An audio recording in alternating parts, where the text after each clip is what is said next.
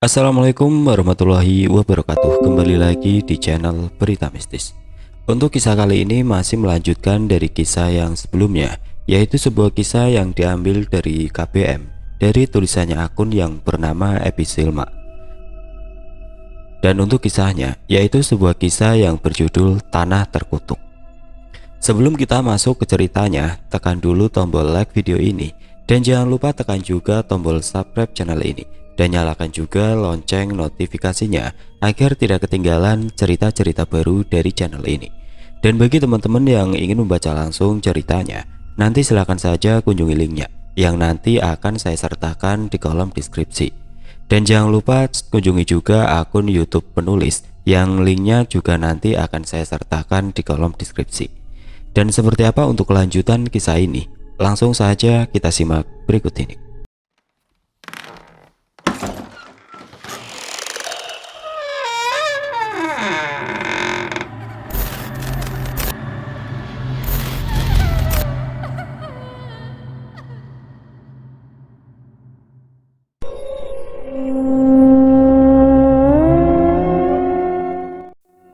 Malam sebelumnya pukul 11, Dirun baru saja tiba di rumah setelah seharian mendampingi Demang Braja ke Duku Sembilangun.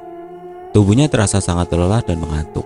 Meski demikian, lelaki bertubuh tinggi besar itu tetap menyempatkan diri untuk mandi karena tubuhnya terasa kotor dan bersimbah peluk. Rumah itu terasa sunyi karena sang istri sedang menginap di rumah orang tuanya. Selesai mandi, Dirun berniat untuk langsung tidur. Namun ternyata rasa kantuknya lenyap tidak bersisa. Setelah jenuh berbaring tanpa mampu memejamkan mata, Dirun pun menyerah.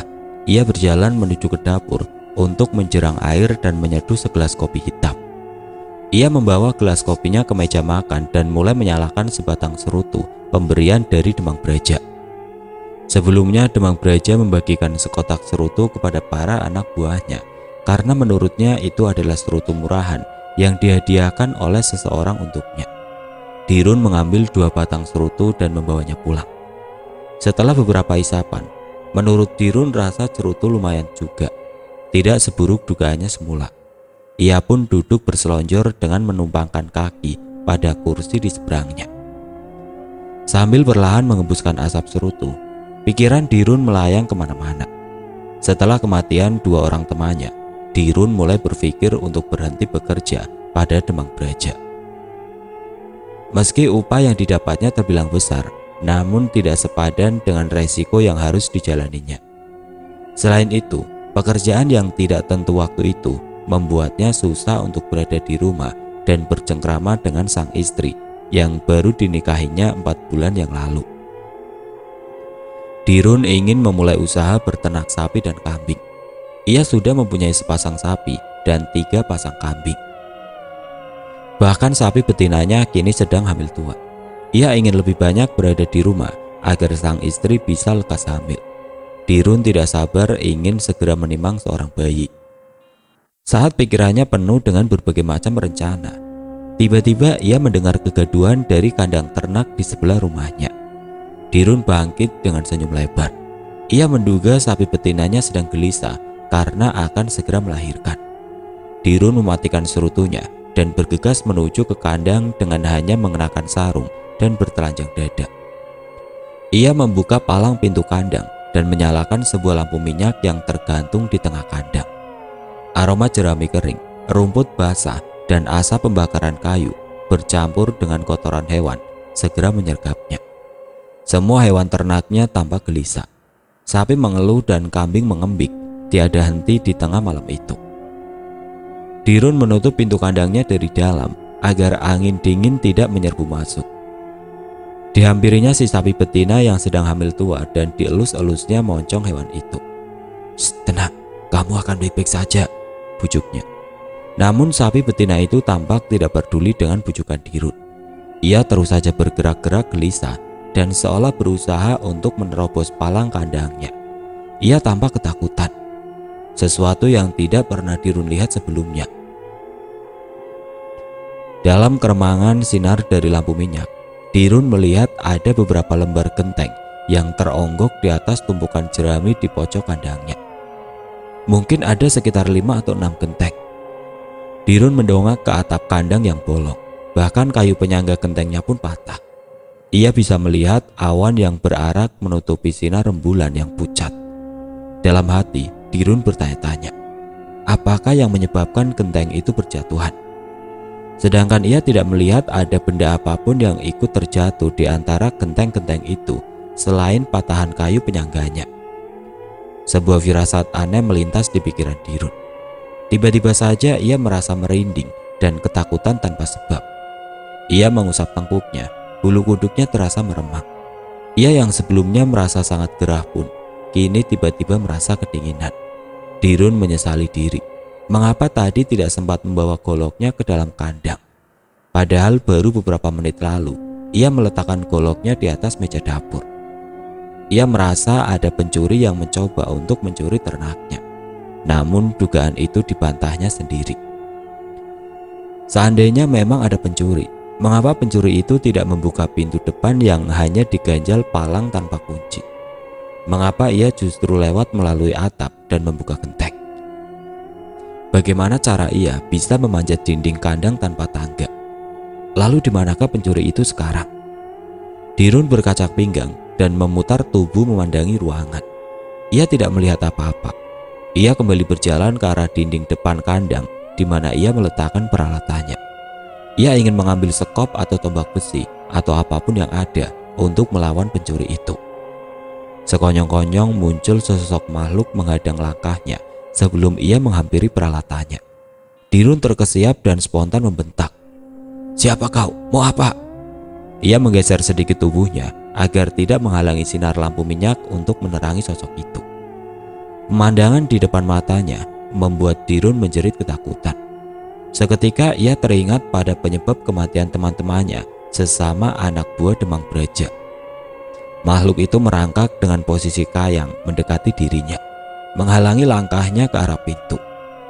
Kepala makhluk itu menggeleng-geleng pelan, seolah mencoba memastikan bahwa Dirun adalah memang benar calon korban selanjutnya yang sudah dipilih oleh Ki Dipo. Dirun berjalan mundur.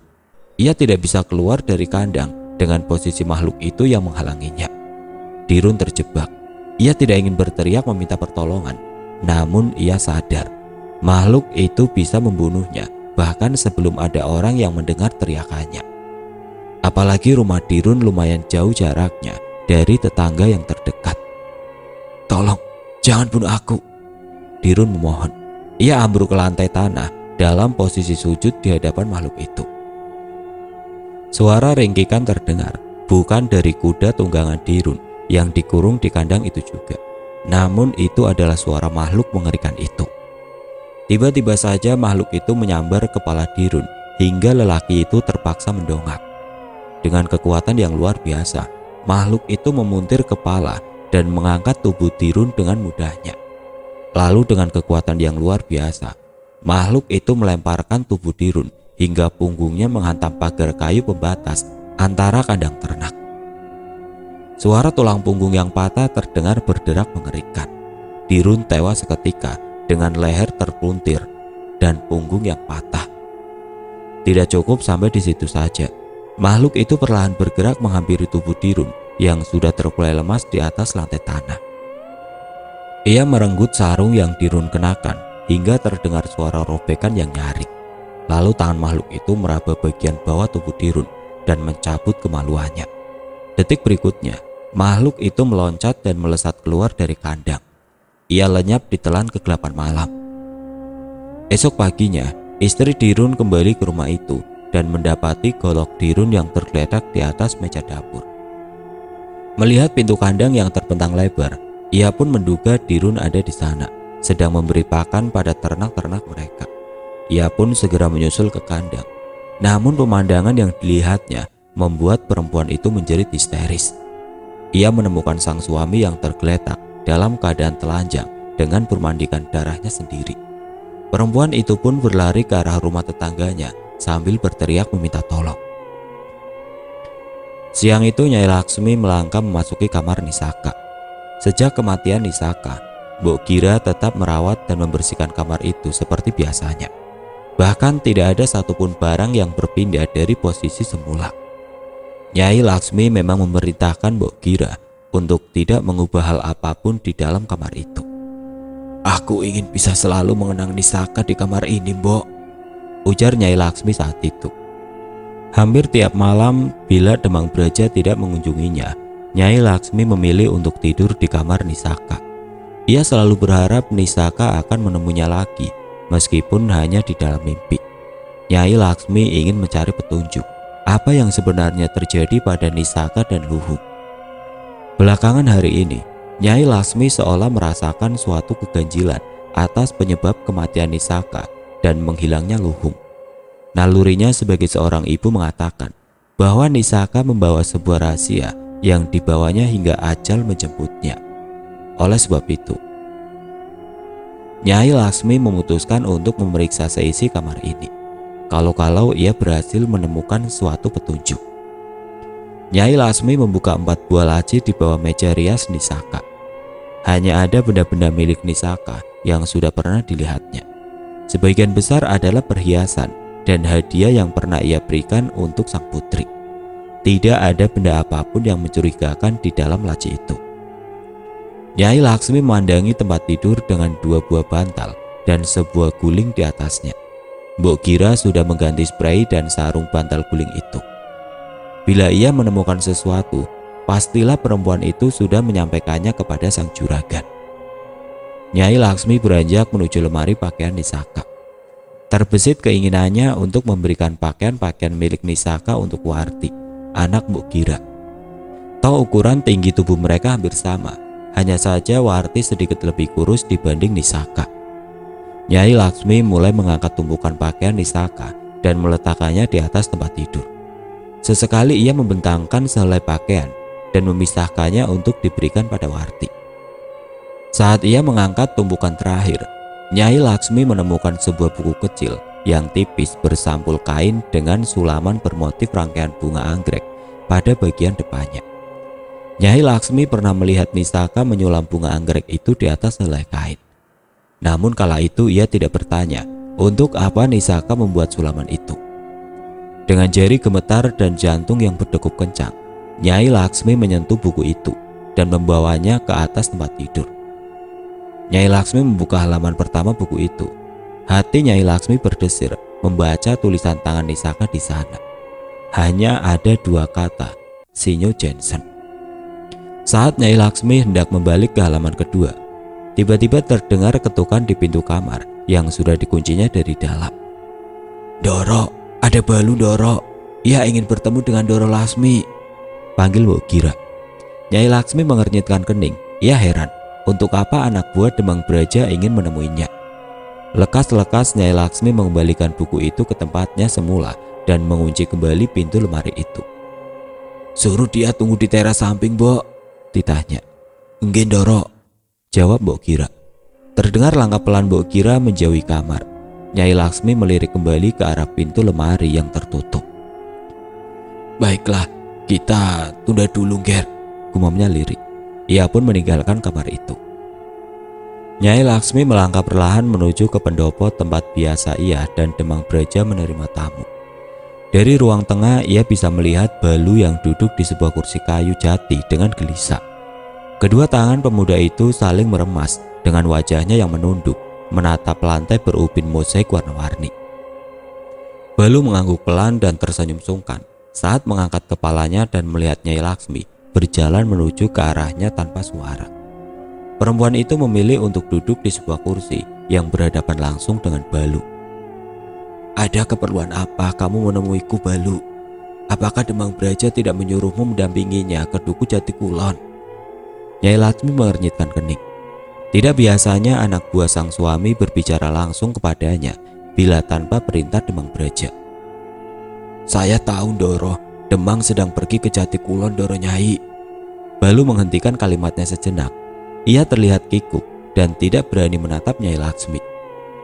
"Itulah sebabnya saya memberanikan diri untuk menemui Doro Nyai, karena tidak ingin Doro Demang memergoki saya melakukan hal ini," ujarnya lirih.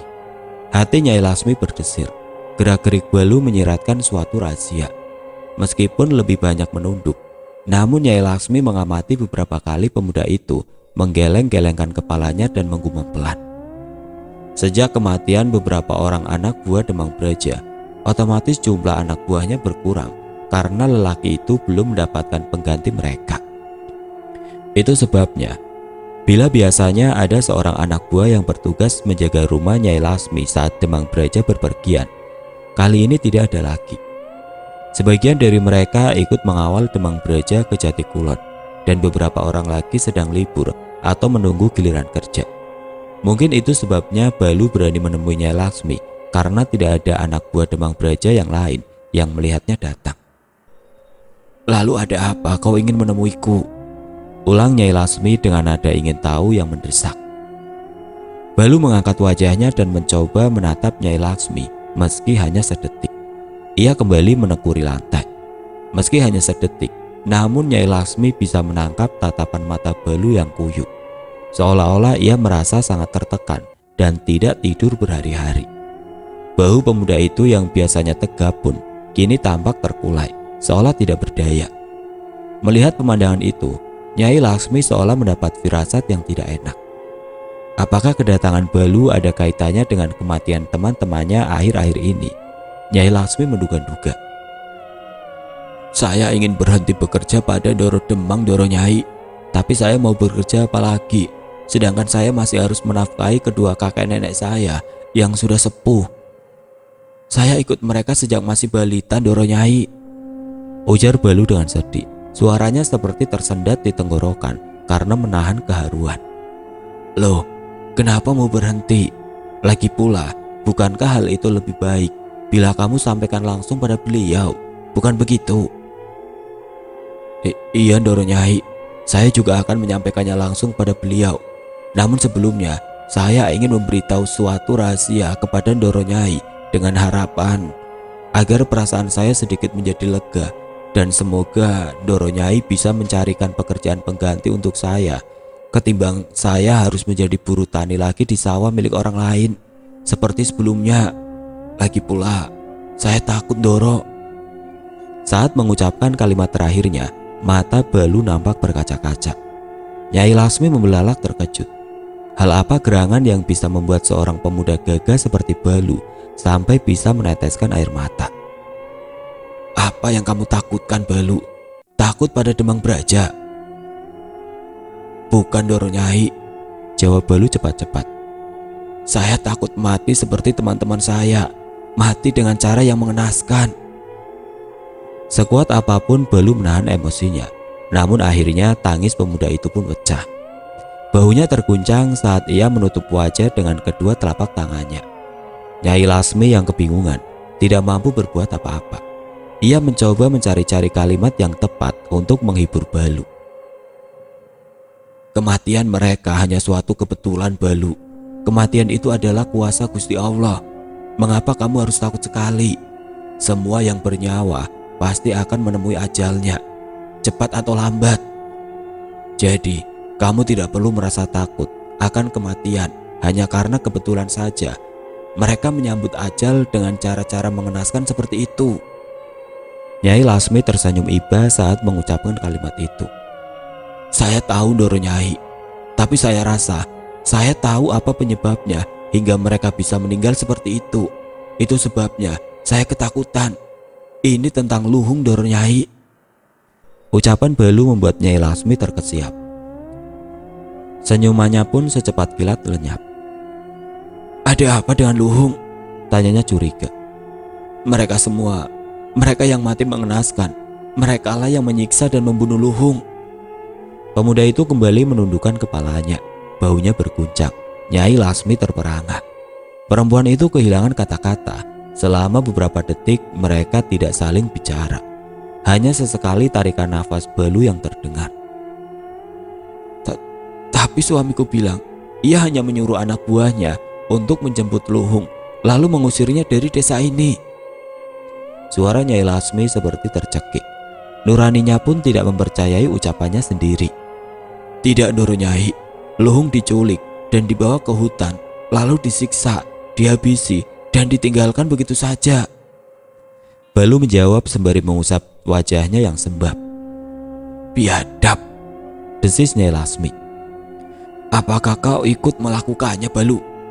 Apakah kau melihat ia mati dengan mata kepalamu sendiri? Tanya Nyai Lasmi dengan sorot mata tajam menusuk. Saya ikut bersama mereka, Ndoro Nyai. Balu melanjutkan cepat-cepat saat Nyai Lasmi membelalakan matanya. Tapi saya sama sekali tidak menyentuhnya, apalagi sampai membunuhnya. Saya tidak tega, Ndoro Nyai. Meski tidak mengenalnya, tapi saya bisa merasakan Luhung adalah pemuda yang baik. Ia bahkan berlari dari perahu menuju ke rumahnya karena khawatir dengan keadaan ayahnya yang sakit keras. Sayang sekali, saya tidak mampu mencegah mereka melakukan perbuatan biadab itu. Balu menjawab dengan berbisik. Dengan ekor matanya, ia melirik ke sana kemari seolah takut ada yang mendengar pembicaraan mereka. Nyai Laksmi mulai meneteskan air mata. Ia merogoh ke bagian dalam kebayanya dan menarik sehelai sapu tangan untuk mengusap air matanya. Tolong ceritakan semua dengan detail, Balu, ucapnya dengan bibir bergetar. Balu pun mulai berkisah tentang bagaimana mereka menggunakan tipu daya untuk membawa Luhung kembali ke darat dengan alasan Nyai Lasmi yang memintanya. Lalu disusul dengan dibawanya pemuda itu ke hutan dan dihabisi hingga ajal menjemputnya. Balu menceritakannya dengan sangat terperinci hingga seolah Nyai Lasmi bisa melihat penderitaan Luhung dan mendengar jeritan pemuda itu saat meregang nyawa. Perempuan itu menutup kedua wajah dan menggelengkan kepalanya berkali-kali. Nyai Lasmi terpaku dan terdiam beberapa saat setelah Balu mengakhiri ceritanya. Apakah aku bisa mempercayai ceritamu, Balu? Ndoro Nyai, tidak mungkin saya sampai ketakutan seperti ini bila cerita itu bohong. Nyai Lasmi mengangguk pelan. Sedari awal, entah mengapa, ia sangat mempercayai penuturan Balu. Lalu menurutmu, kematian mereka merupakan balas dendam Luhung? Bagaimana caranya, Balu? Bagaimana seseorang yang kamu bilang sudah meninggal, tapi masih bisa membalaskan dendamnya? Balu diam saja. Ia tidak punya jawabannya. Entahlah, Ndoro Nyai. Saya hanya merasa begitu karena semua kematian ini terjadi setelah pembunuhan Luhung. Jawab Balu pelan. Baiklah, berarti sudah mantap keputusanmu untuk berhenti bekerja kepada suamiku. Iya, Ndoro Nyai. Tolong jangan katakan kepada orang lain semua hal yang baru saja saya ceritakan kepada Ndoro Nyai. Balu memohon. Nyai Lasmi tampak berpikir sejenak. Sejurus kemudian ia bangkit dari kursinya. Tunggulah sebentar di sini, perintah Nyai Lasmi. Tanpa menunggu jawaban Balu, Nyai Lasmi sudah berbalik masuk ke dalam rumah. Balu mengambil kesempatan itu untuk meneguk kopi yang sudah dihidangkan Mbok Giras dari tadi. Meski sudah tidak hangat lagi, namun rasa kopi manis itu sedikit banyak bisa membuat Balu menjadi lebih santai. Tidak berapa lama Nyai Lasmi kembali ke pendopo dan duduk di kursi yang ia duduki beberapa menit lalu. Nah, Balu, ini ada sedikit uang untukmu. Nyai Lasmi mengulurkan sebuah kantong kain yang diserut dengan tali kecil. Balu menyambutnya dengan bingung. Ambillah dan bawalah pulang. Nanti aku akan menyampaikan pengunduran dirimu kepada suamiku. Aku akan mengatakan kepadanya bahwa kedua kakek dan nenekmu sudah tua dan menginginkan kau kembali bekerja di sawah di desamu saja agar bisa menjaga mereka. Tapi untuk apa Ndoro Nyai memberikan uang ini kepada saya? Biarlah saya bertemu dan mengundurkan diri langsung kepada Ndoro Demang sekalian meminta sisa upah saya. Berapa sisa upahmu yang belum suamiku berikan?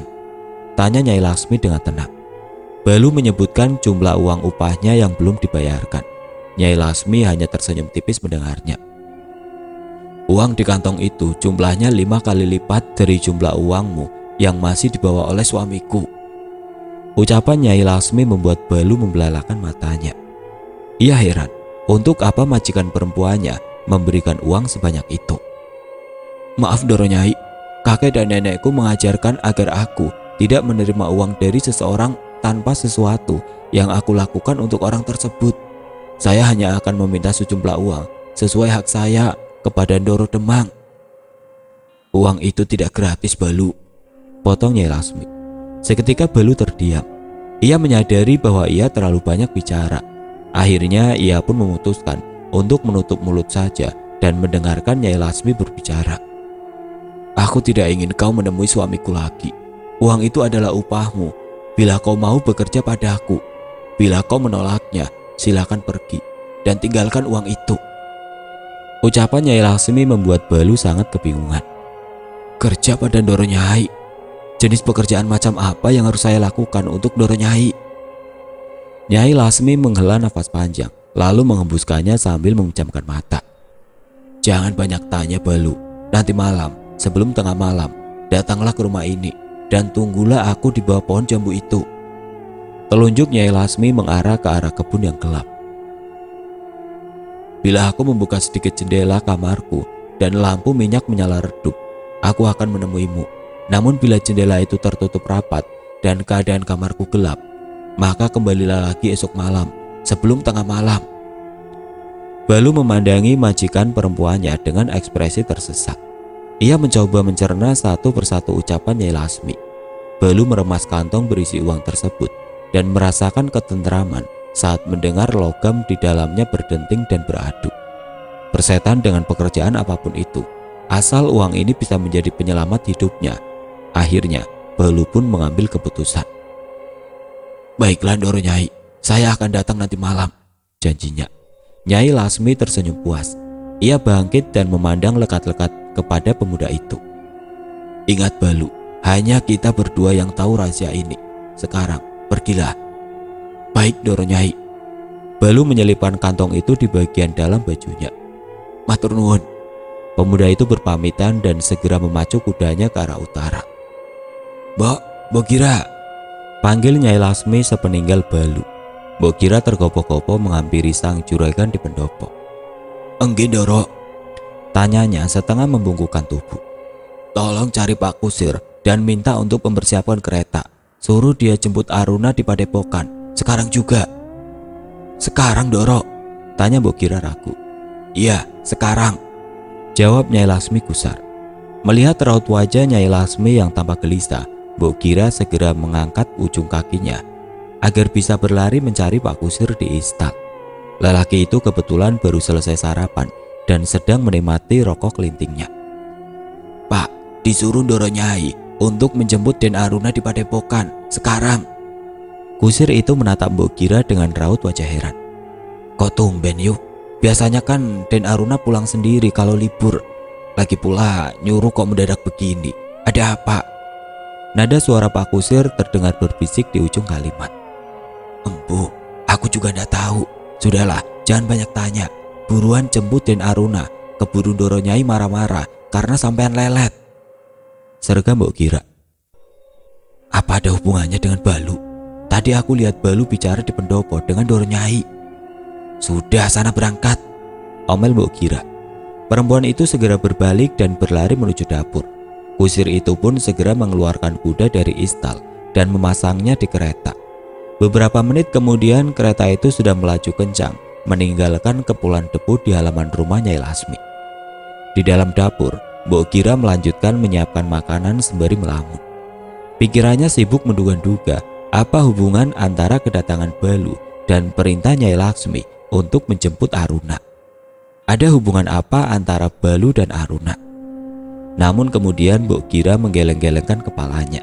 Ia tidak bisa menerka apapun dan tidak mungkin berani untuk bertanya langsung kepada Nyai Lasmi. Mbok Kira hanya bisa menunggu kedatangan Aruna untuk mengetahui hal apa yang sedang terjadi. Nyai Lasmi bergegas kembali dan mengurung diri di kamar Nisaka. Ia mengunci pintunya, lalu mulai mencari kembali buku Nisaka yang tadi disimpannya di dalam lemari. Dibukanya lembar demi lembar halaman buku beraroma bunga melati itu. Nyai Lasmi menemukan beberapa kuntum bunga melati yang sudah mengering dan pipih di beberapa halaman buku. Nyai Lasmi mulai membaca halaman pertama dengan perlahan dan hati-hati. Tulisan Latin Nisaka begitu indah dan rapi. Dari tanggalnya, sepertinya buku itu mulai ditulis semenjak sang ayah meninggal. Nisaka merasa tidak bisa berbagi lagi dengan sang ibu dan adiknya, sehingga ia memilih mencurahkan perasaannya di buku itu. Nisaka tidak selalu menulis dengan panjang lebar dan mendetail. Ia lebih banyak menggunakan simbol-simbol perumpamaan yang ditulis dalam bentuk puisi. Pada beberapa halaman, kening Nyai Lasmi berkerut memikirkan makna tulisan sang putri. Beberapa kali ia mengusap air mata karena bisa merasakan kesepian Nisaka yang menusuk hati. Di buku itu, berulang kali Nisaka menyatakan rasa cintanya kepada sang ibu dan adik lelakinya. Nyai Lasmi tidak menemukan satupun kalimat dari Nisaka yang menunjukkan kebencian atau menyalahkan sang ibu. Namun, buku itu jelas membuatnya menyesal karena kini ia mengetahui bahwa tindakannya yang mengacuhkan Nisaka telah membuat gadis itu begitu terpuruk. Hampir setengah dari isi buku itu telah ia baca. Ia membalik sekilas buku itu di halaman paling belakang. Masih ada sekitar 12 halaman yang kosong. Nyai Lasmi tergoda untuk langsung membaca dan mengetahui tulisan terakhir Nisaka menjelang keputusannya untuk menggantung diri. Namun jemarinya langsung berhenti membalik saat membaca suatu kalimat. Malam bertabur gemintang. Sang kumbang mengisap kesucian melati luruh keharibaan bumi. Ia tetaplah putih berseri, namun tidak lagi suci. Nyai Lasmi mencoba mengingat di mana ia berada sesuai tanggal yang tertera di bagian atas halaman buku di mana kalimat itu tertulis. Seketika ia teringat, malam itu mereka sedang berpesta di rumah Nyonya Johanna. Nyai Lasmi menyentuh dadanya yang tiba-tiba berdebar kencang. Kini ia tahu, malam itu Nisaka telah menyerahkan kesuciannya kepada Sinyo Jensen. Oh Alangger, tangis Nyai Lasmi lirih. Kini hati Nyai Lasmi bimbang. Bayi siapakah yang berada di dalam kandungan Nisaka? Sinyo Jensen kah? Atau Luhung? Nyai Lasmi menyeka air matanya dengan sebuah sapu tangan milik Nisaka. Jemarinya bergetar menahan perasaan yang berkecamuk di dalam dadanya. Ia tidak sampai hati membayangkan bila Nisaka pernah bersetubuh dengan kedua pemuda itu.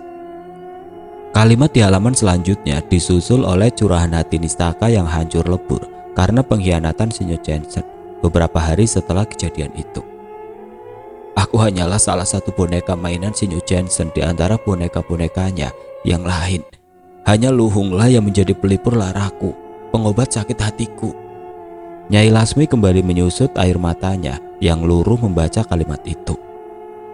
2 halaman berikutnya hanyalah tulisan tentang kegelisahan Nisaka yang tidak kunjung mendapat kabar atas menghilangnya Luhung setelah penculikan dan penganiayaan yang dilakukan atas perintah ayah tirinya. Kini Nyai Lasmi membalik halaman berisi tulisan terakhir Nisaka menjelang kematiannya. Halaman itu hanya berisi sebaris kalimat.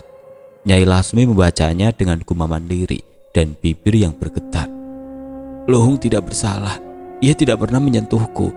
Ayah tirikulah yang telah memaksaku dan menabur benih di dalam rahimku. Nyai Lasmi pun sontak jatuh tidak sadarkan diri. Mengapa kau lakukan itu, Nisaka? Tanya Jenar. Melakukan apa? Nisaka bertanya balik. Mengatakan kepada ibumu melalui surat sebelum kau memutuskan untuk mengakhiri hidupmu, serga Jenar. Mengapa kau tidak membicarakannya langsung dengan ibumu saat kau masih hidup, atau bahkan membawa saja rahasia itu hingga kematianmu? Nisaka menarik nafas panjang, namun seketika Jenar tersadar. Untuk apa gadis itu menarik nafas bila jantungnya sudah tidak berdetak lagi? Sebelum kematianku, ibuku sudah mulai tidak memperdulikanku lagi. Aku masih berharap suatu saat Luhung akan muncul dan memberiku kekuatan untuk membongkar aib yang telah terjadi padaku. Setidaknya aku berharap ia bisa membawaku pergi jauh dan melindungiku. Aku tidak ingin perkawinan ibuku hancur karena pengakuanku, jawab Nisaka lirik. Lalu apa yang membuatmu berubah pikiran sehingga memutuskan untuk menulisnya di bukumu? Kau pasti tahu kan, suatu saat ibumu akan menemukan dan membaca buku itu. Nisaka memandang satu titik di balik punggung Jenar.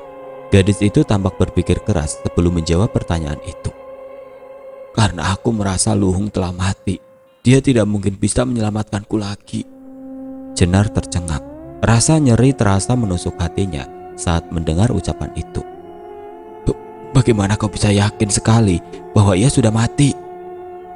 Dia datang padaku pada suatu malam, memohon agar aku menolong jiwanya yang tersesat. Tersesat? Bagaimana ia bisa tersesat? Jenar benar-benar tidak mengerti penjelasan absurd seperti itu. Ia yang bisa berpikir logis, kini merasa terpaksa harus menelan keyakinannya. Semenjak Nisaka mewujudkan diri di hadapannya. Ada seseorang yang menyandra jiwanya, sehingga tidak bisa kembali menyatu dengan tubuhnya, sehingga ia tidak bisa kembali ke alam baka. Jenar terbelalak, tubuhnya menegang ketakutan. Siapa yang tega melakukan hal itu padanya, Nisaka? Nisaka menolehkan kepalanya sedikit, lalu memandang lekat-lekat ke manik mata Jenar. Kidipo. Mbok Kira gelisah. Sudah lumayan lama Nyai Lasmi mengunci diri di dalam kamar Nisaka. Pikiran buruk melintas di pikirannya. Ia takut kalau sang juragan diam-diam melakukan bunuh diri di dalam kamar itu karena tekanan batin atas kematian sang putri. Akhir-akhir ini ia memang sering melihat Nyai Lasmi begitu gelisah dan lebih banyak melamun. Ia tidak lagi banyak bicara atau bercerita kepada Mbok Kira seperti dulu. Perempuan itu mondar-mandir di ruangan dapur, jemarinya saling meremas.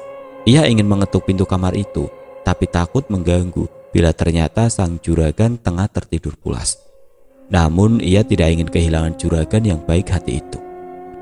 Lebih baik terkena amarah Nyai Lasmi ketimbang harus melihatnya dalam keadaan sudah meregang nyawa. Mbok Kira pun bertekad untuk mengetuk pintu kamar tersebut. Baru saja Mbok Kira hendak menuju kamar Nisaka, dari kejauhan ia mendengar suara kereta kuda yang melaju menuju ke halaman rumah besar itu. Mbok Kira mengurungkan niatnya menuju kamar Nisaka dan bergegas ke depan untuk membukakan pintu. Ternyata Aruna yang datang dengan mengendarai seekor kuda. Sedangkan kusir dan kereta kuda milik Nyai Lasmi mengikuti di belakangnya.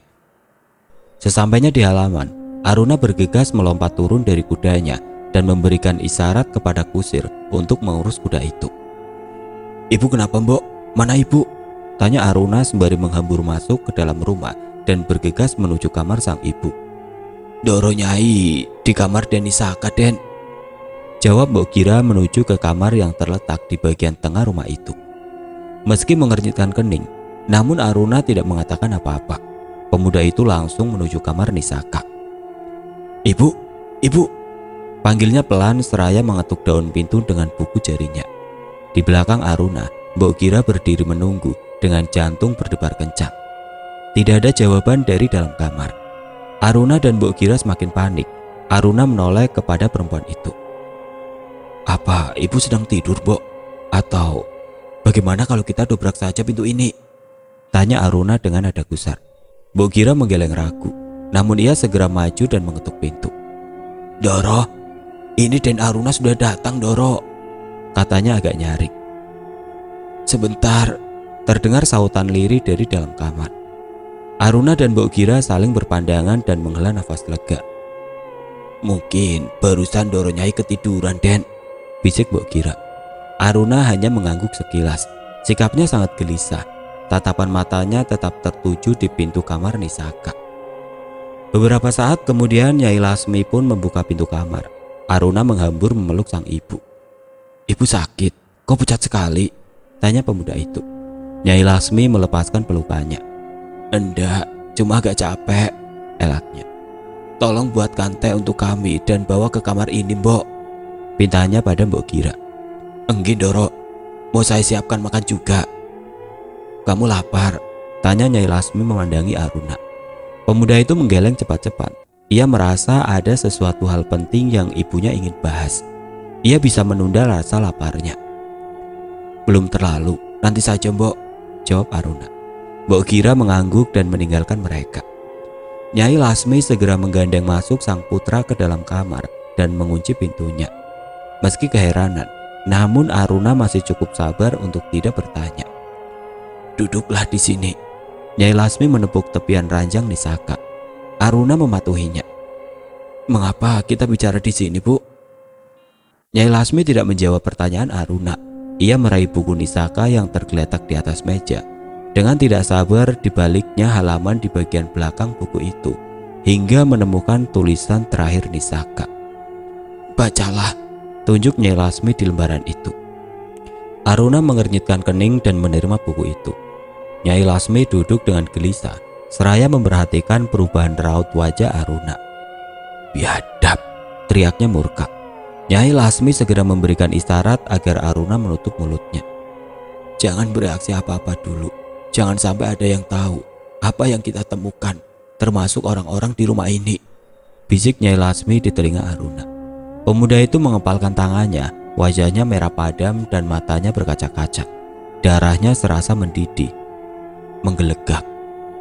Izinkan aku membunuh suamimu, Bu, desis Aruna. Air mata seketika mengenang di pelupuk mata Nyai Lasmi demi mendengar ucapan itu.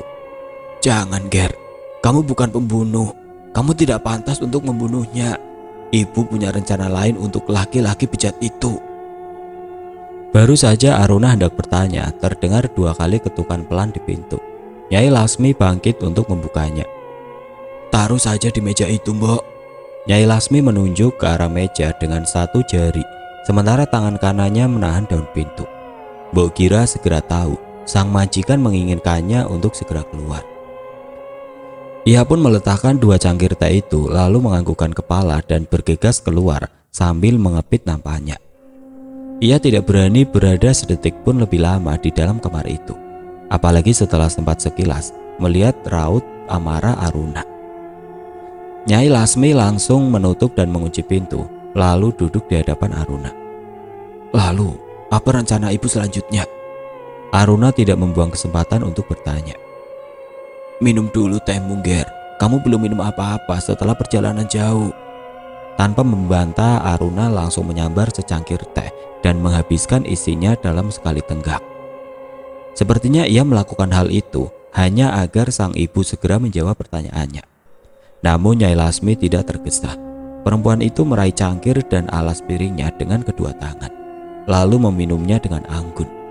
Aruna bisa melihat jemari sang ibu sedikit bergetar.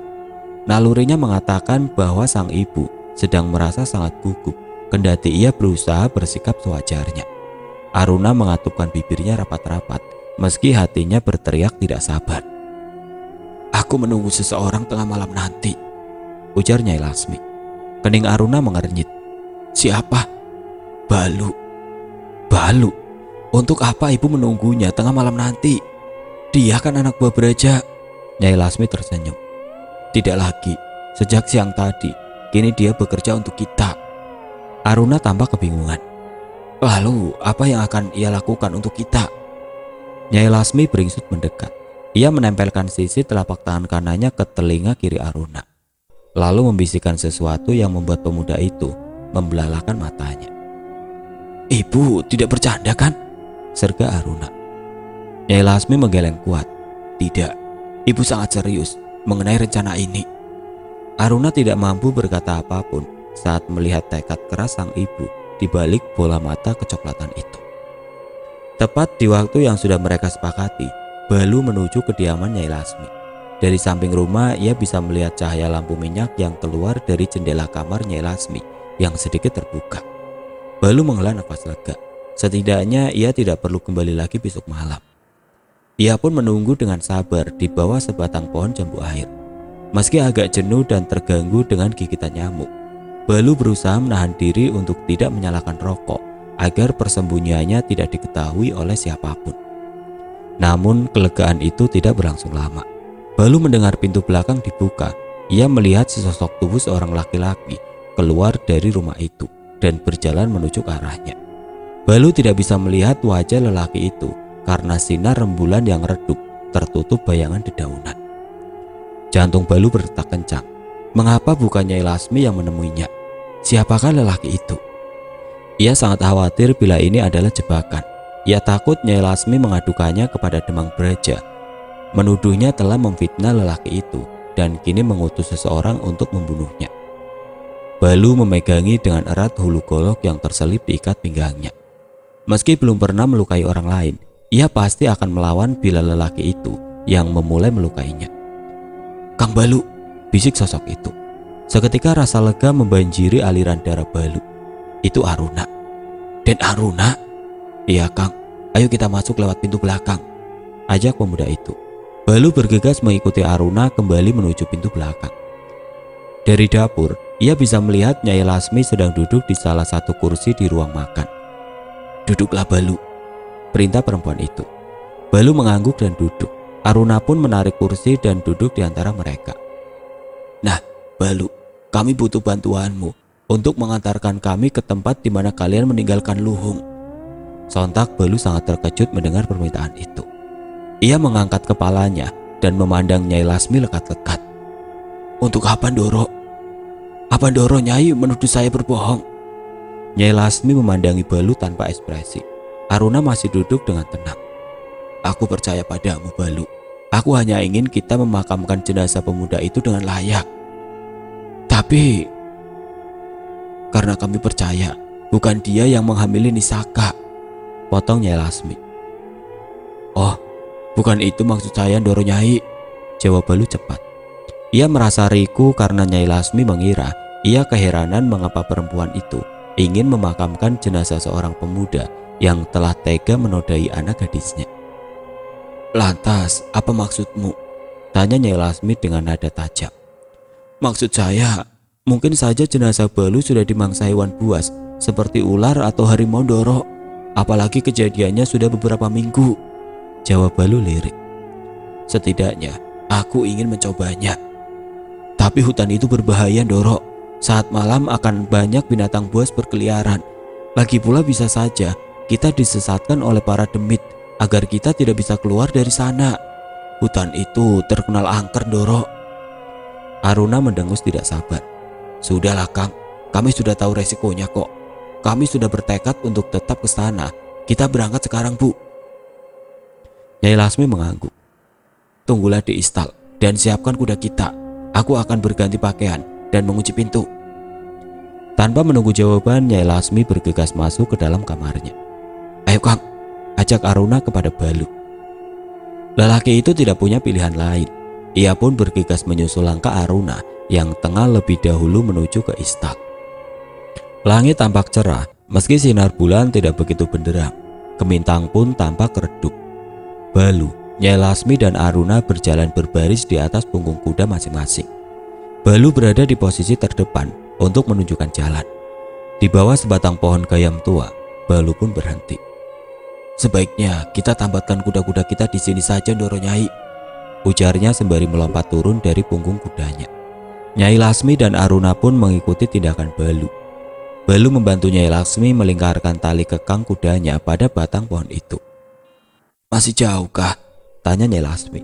Tidak jauh. Saat siang mungkin Ndoro Nyai bisa melihat lokasi itu dari sini. Sebaiknya kita hidupkan obor kita sekarang saja.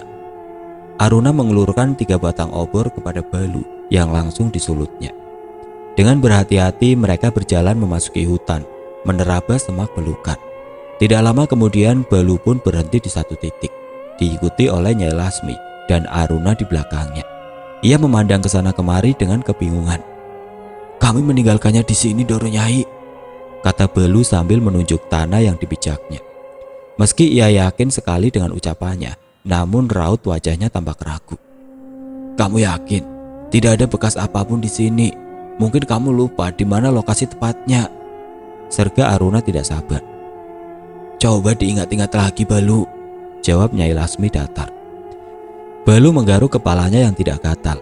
Ia ingin membantah dan meyakinkan mereka. Namun kenyataannya memang tidak ada satupun jejak yang menunjukkan bahwa jasad Luhung pernah berada di sini. Balu berjalan berputar-putar, belum mau meninggalkan lokasi itu. Aruna mulai berbalik melangkah menuju arah semula, diikuti oleh sang ibu. Namun tiba-tiba lengannya menyenggol ranting. Aruna sedikit mengadu. Ia mendekatkan obornya untuk memeriksa luka goresan di lengannya. Di saat yang bersamaan, ia melihat sesuatu, sebuah kalung yang tersangkut pada sebatang ranting. Kalung itu bertali kulit dengan bandul sebuah gigi taring seekor ikan hiu. Lihat, Ibu, ini kalung Luhung. Aku hafal sekali kalung ini, ujarnya seraya mengangsurkan kalung itu kepada Nyai Lasmi. Perempuan itu mengamati kalung itu. Iya, aku juga sering melihatnya memakai kalung ini, gumamnya. Berarti memang betul kalian meninggalkannya di sini. Namun mana jasadnya sekarang? Tanya Aruna. Mungkin dimangsa binatang buas, Den, jawab Balu lirik. Entah mengapa hatinya terasa teriris saat mengucapkan hal itu.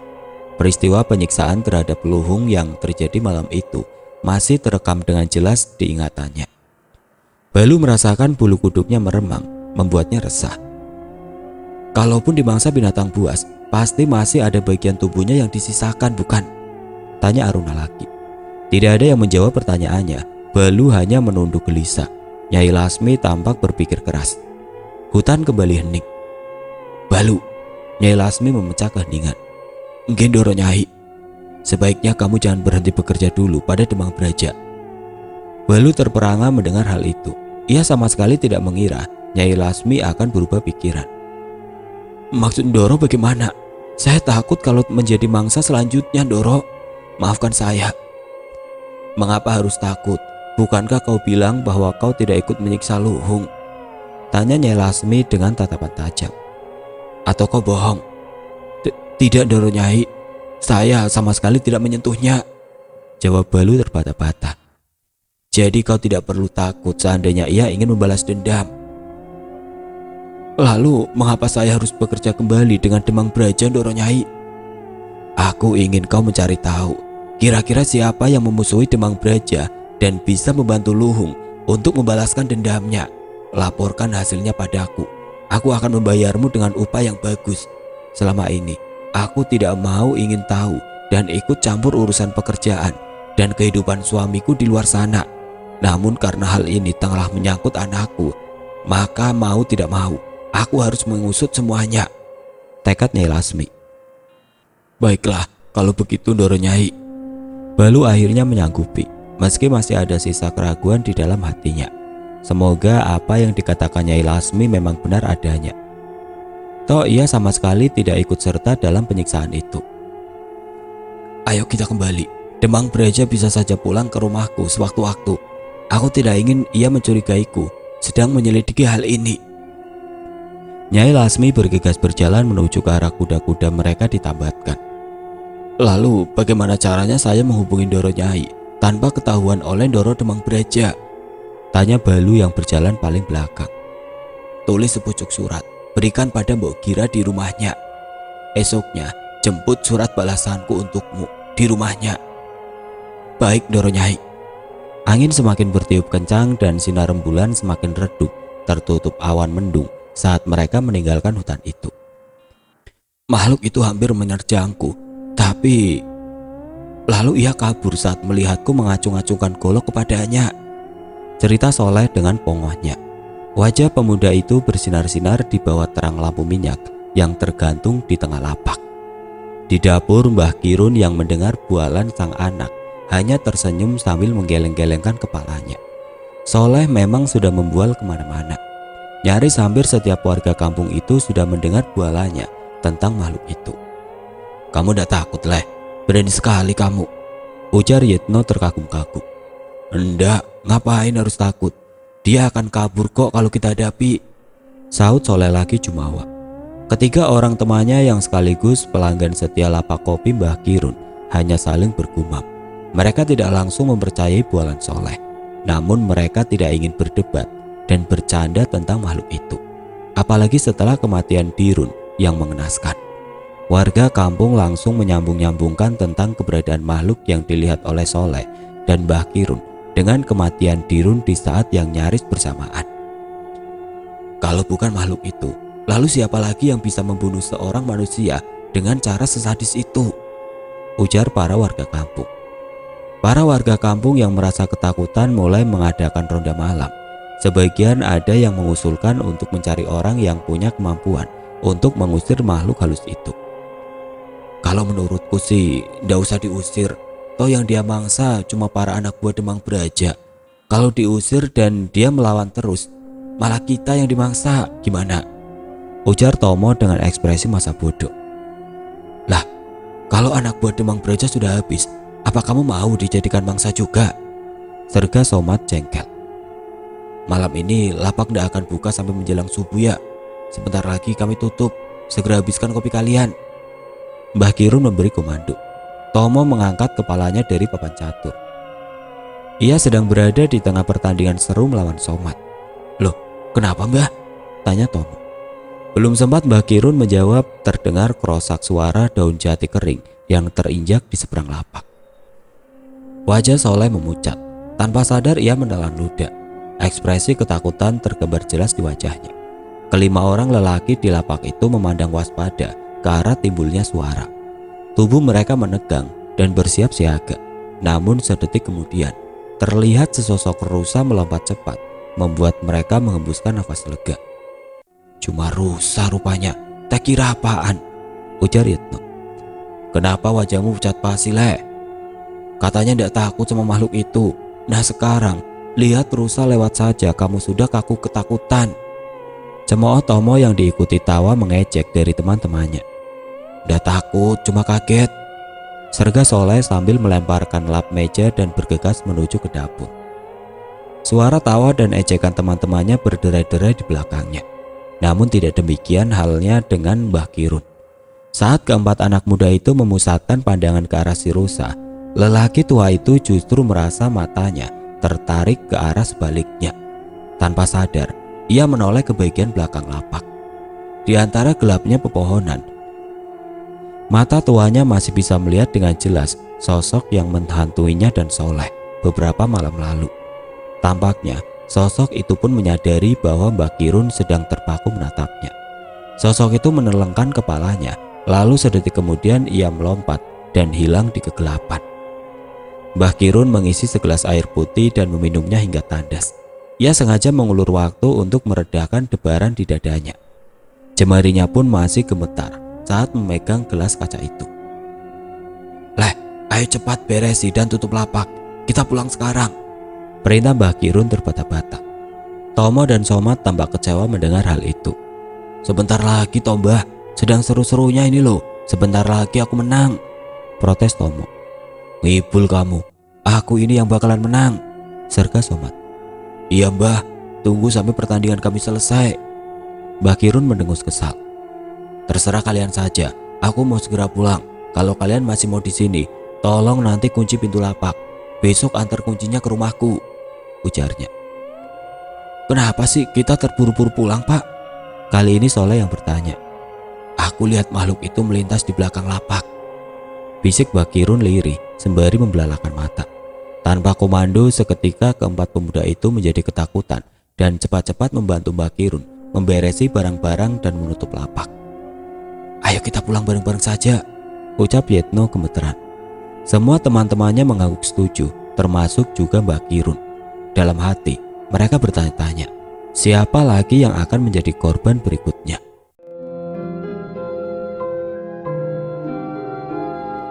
Oke teman-teman, sampai di sini dulu ceritanya. Nantikan kelanjutan kisah ini di video berikutnya. Agar tidak ketinggalan, klik tombol subscribe channel ini dan nyalakan lonceng notifikasinya. Wassalamualaikum warahmatullahi wabarakatuh.